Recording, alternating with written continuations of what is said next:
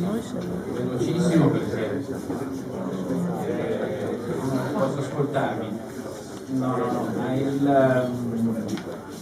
io credo che a Firenze noi proveremo a fare quello che secondo noi dovrebbe fare il Partito Democratico, dandolo immediatamente a Bersani, cioè non c'è nessuna. Matteo fa il sindaco, io ho dovuto già fare molta fatica a tornare in consiglio regionale perché il partito non mi voleva, quindi insomma mi pare che ci siamo guadagnati quello che abbiamo, quel poco che abbiamo, e lo faremo, non c'è nessuno, come noi tutti gli altri che vengono, non c'è una corrente che si costruisce per andare a Palazzo Chigi o alla segreteria di Sant'Andrea delle Frate, che tra l'altro è un posto che vi sconsiglierei tantissimo. Per cui per noi però c'è da fare quel lavoro lì. Se Fini si smarca da Berlusconi, ma perché noi dobbiamo diventare una fondazione sui sistemi elettorali?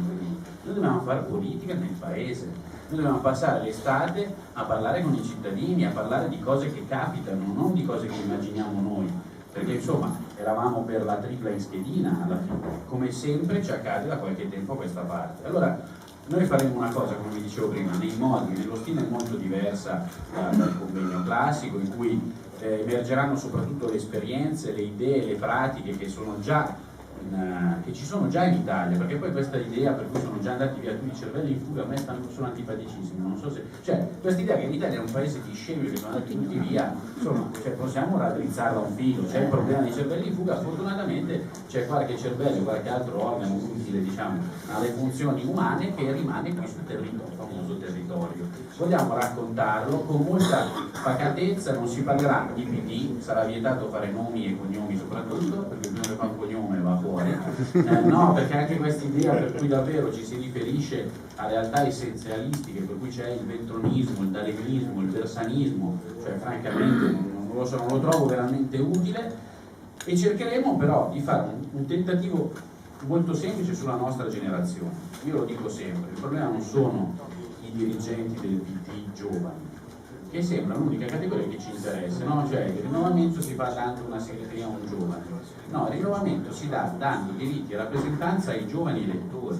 che sono completamente dimenticati dal dibattito politico, nel linguaggio, nelle formule, nella scelta dei temi. Io quando parlo di banda larga mi devo sempre giustificare, no? Perché la banda larga è un tema da giovani. No, guardate che la banda larga è un tema di sviluppo di questo paese ed è molto più importante del ponte sullo stretto, costa di meno ed è molto più utile all'economia e alla crescita di tutti, alla società del lavoro, come ci ricorda Bersani, e però anche della conoscenza e dell'informazione evoluta.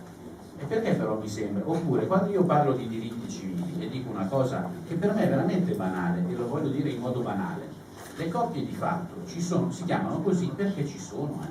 se non si chiamano coppie di altro genere, sono coppie di fatto, e quasi tutti i miei amici hanno una coppia di fatto. Ci sono dei miei amici omosessuali che vorrebbero vedere riconosciuto qualche diritto, e io pretendo, lo diremo a Firenze, io pretendo che il nostro partito, che si dichiara democratico, trovi una soluzione all'inglese. Ci sono i modelli elettorali all'inglese, alla tedesca, le unioni civili ci sono in tutti i paesi, tutti i modelli ci sono, basta sceglierne uno e farlo senza intaccare nessuna tradizione, senza essere sconvenienti.